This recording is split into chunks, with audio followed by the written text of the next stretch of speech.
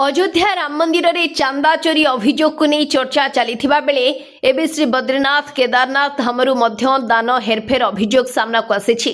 Social media रे एहाकु नहीं लगातार अभियोग प्रकाश पाइबा परे श्री बद्रीनाथ केदारनाथ मंदिर कमिटी बीकेटीसी घटना को गुरुतर सह नहीं तदंत आरंभ करिछि।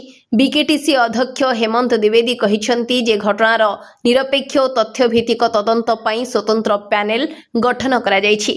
दान गणति रे संपृक्त समस्त कर्मचारी और अधिकारी को कारण दर्शाओ नोटिस जारी करा जायछि।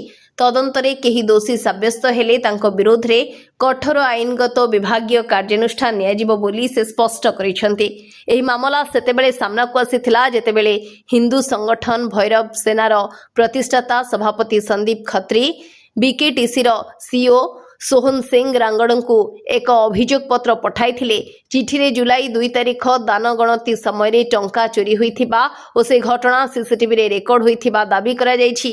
अभियोग आधारे तुरंत एफआईआर रुजु करी निरपेक्ष तदंत दाबी मध्य करा जायछि।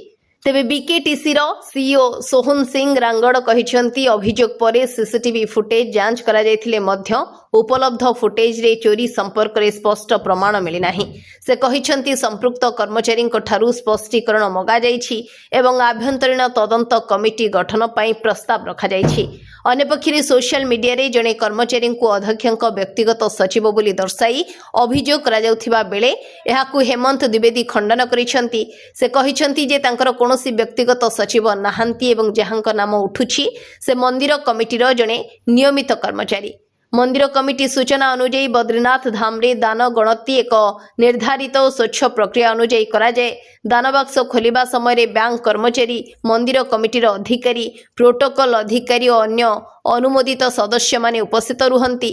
बीकेटीसी कहिछि तदंत पैनल समस्त प्रमाण सीसीटीवी फुटेज संपर्कित दस्तावेज और साक्ष्य जांच करी रिपोर्ट दाखल करिबो। यदि कोनोसी अनियमितता प्रमाणित हुए तेबे श्री बद्रीनाथ केदारनाथ मंदिर कमिटी 1939 एवं प्रचलित कर्मचारी आचरण विधि अनुଯାयी कार्यानुष्ठान नियाजिबो।